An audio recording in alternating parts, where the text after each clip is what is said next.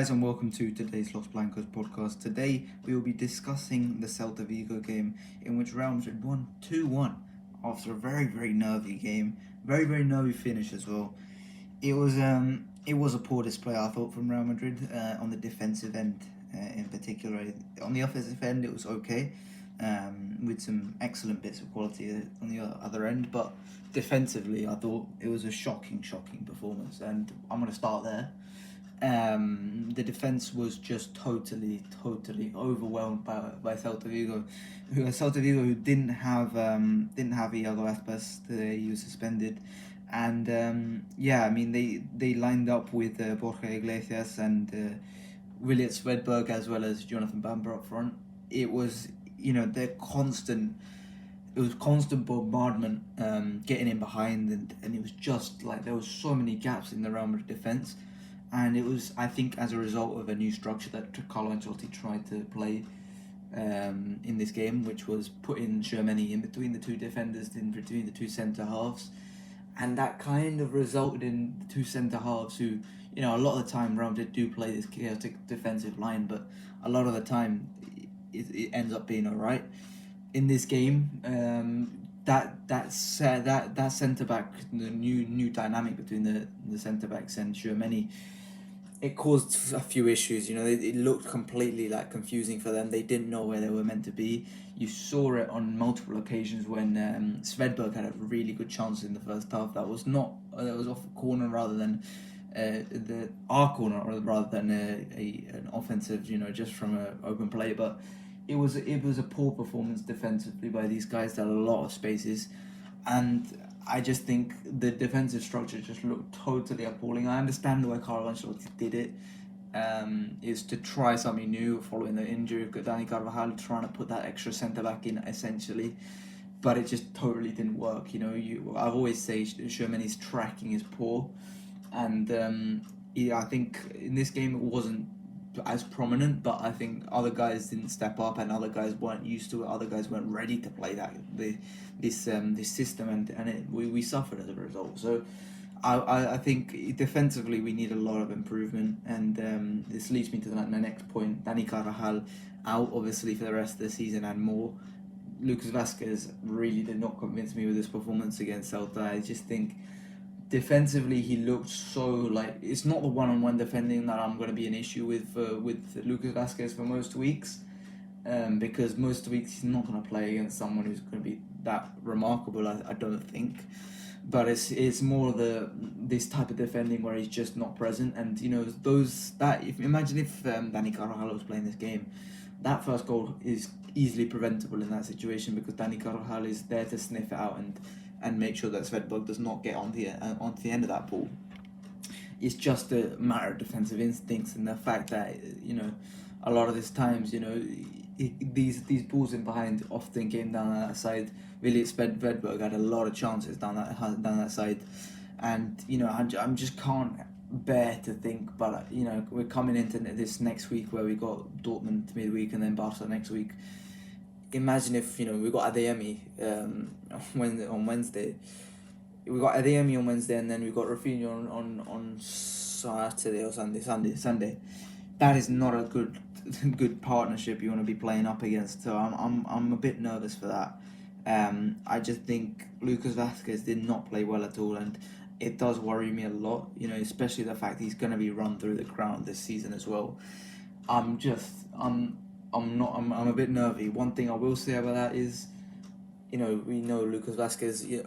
When you're not sure about him, he goes and puts in some fantastic performances, and we can't forget that it was, last season, in the second El Clasico of the La Liga season, where Lucas Vázquez put in, the best performance of his Real Madrid career, in my opinion, where he was absolutely thrilling against Barcelona. He was fantastic. He got a goal, he got an assist, and he won a penalty as well in that game. He was absolutely ridiculously good on that game, and maybe Lucas Vázquez can do it again, but I'm a bit concerned about Lucas Vázquez's form right now, and it's just not something you need to hear when we've lost Dani Carvajal for the rest of the season. I'm a bit nervous about that. And the whole defense as a whole, I thought Fran Garcia had a poor game as well, defensively. And I just think changing the structure at this point as well, defensively, I don't think the defense has been too much of our issue. Obviously, it hasn't been great as much as everything, but as well, it hasn't been an issue, right? And changing the defense at this point now, it is causing us issues, and that's something that I'm pretty worried about going into next week. Is the fact that Fran Garcia had been looking all right defensively so far this season, all right to good defensively so far this season, and in this game he was just poor. He was poor, and he just didn't know where to be. It's just the whole defense was confused, and they just didn't know where to be as a result of this new structure. But if we move on to a positive, I thought the double pivot of Tchouaméni and Camavinga, I thought it was really good defensively, actually, in terms of the one-on-one defending. Sniffing out the danger when it was at source.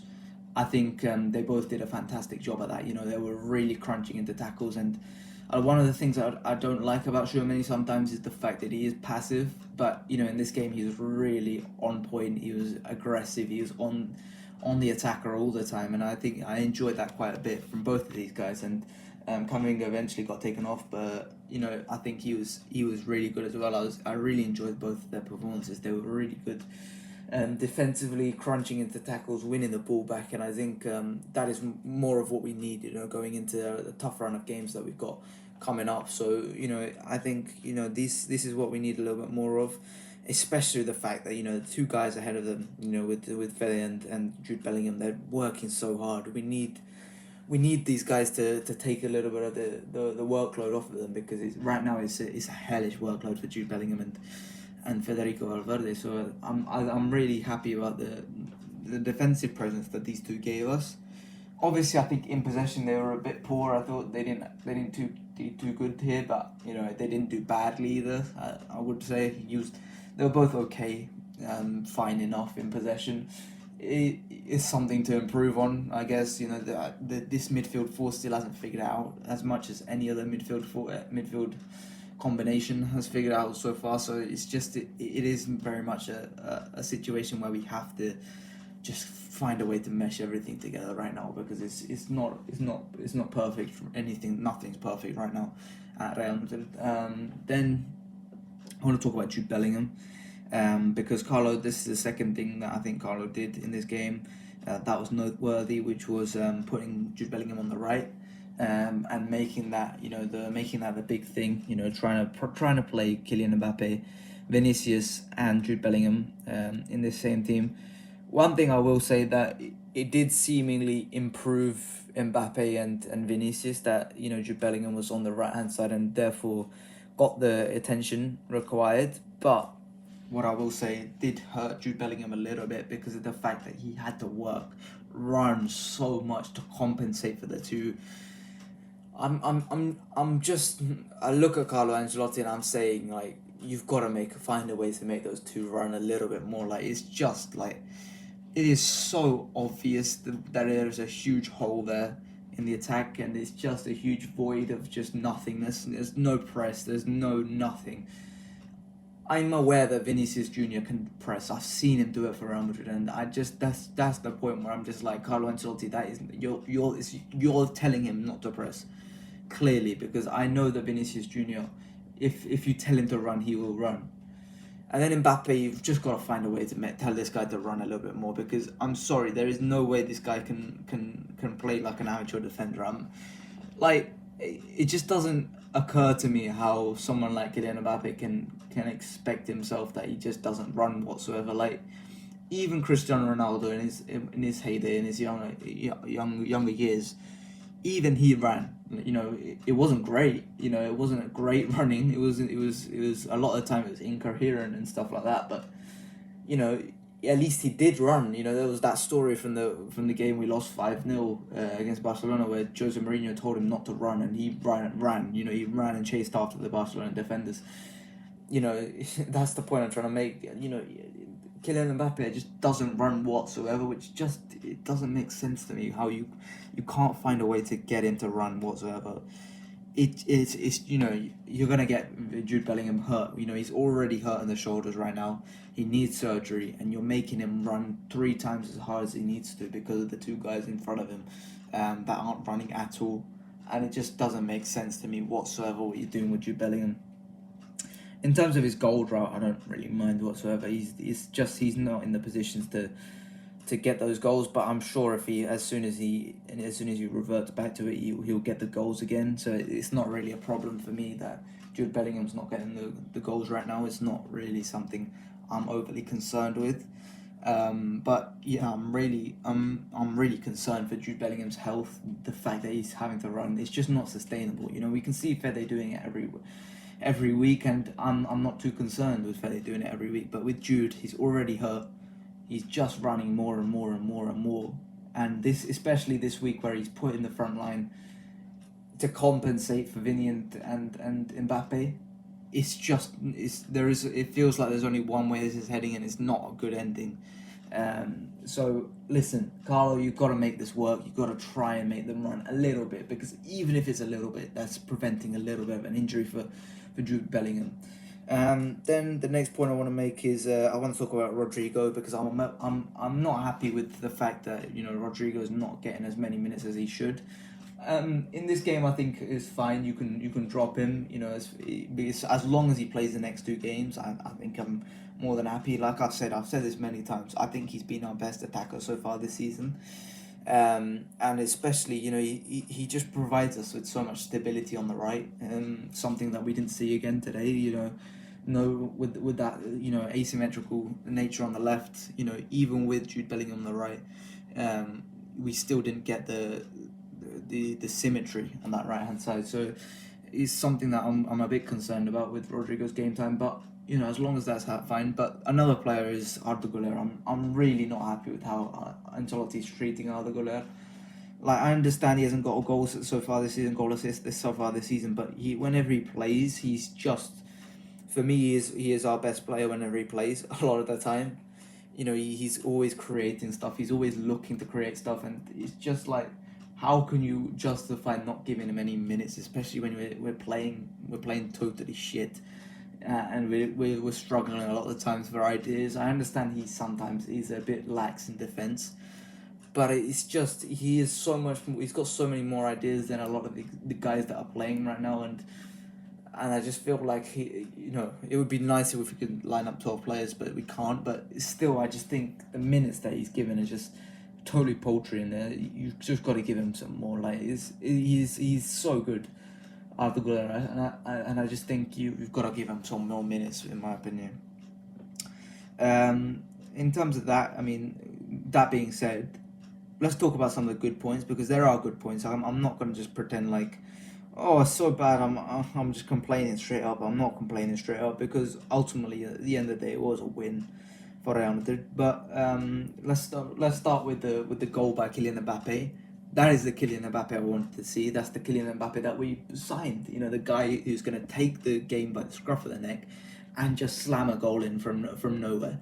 That's what I'm talking about. What a finish. There's very few players on the pitch that you could expect to do that a lot of the time. But the fact is that prime Kylian Mbappe is best, at his top-notch form, does that most of the time. 9 times out of 10, Kylian Mbappe scoring that goal at his absolute best. And that's what we want to see. This is the Kylian Mbappe that we want to see. The ruthless Kylian Mbappe that nobody wants to face. So far this season that's not been the case, but this is a good time to start turning it around. We got with Barcelona next week, and that's something I'm really excited to see how Kylian Mbappe copes with playing against Barcelona. And then the second goal, really excellent play, I thought, as well. It's these types of plays that make Real Madrid what they are. Just out of nowhere, you got Luka Modric coming off the bench, playing an absolute peach of a ball. It's like a Toni Kroos type ball. At the end of the day, it was fantastic. Telling Vinicius to run in behind. Vinicius's run was fantastic. You see the way his eyes just lit up when Modric got on the ball. and he just makes that beautiful run, bends it, keeps it on time, and makes sure he's not offside. Rounds the keeper, Vincente Gaita, and puts a lovely finish into the goal, which I was a bit concerned about at the moment, but Vinicius scored the goal, and it's just fantastic from both of them. The really good performance from both of them, and I was really happy with the moments that they showed, which we're gonna need next week, because right now I don't see us beating Barcelona on performance. We're gonna have to beat them on pure moments. So I'm happy. It looks like they were really defensively astute in this game. Not astute in this game, but what can you do? You just got to move on. But apart from that, I mean, I was happy with Rodrigo when he came off the bench. He looked lively, but he didn't really create much. Then anything else? Mendy looked pretty okay, meh in the game.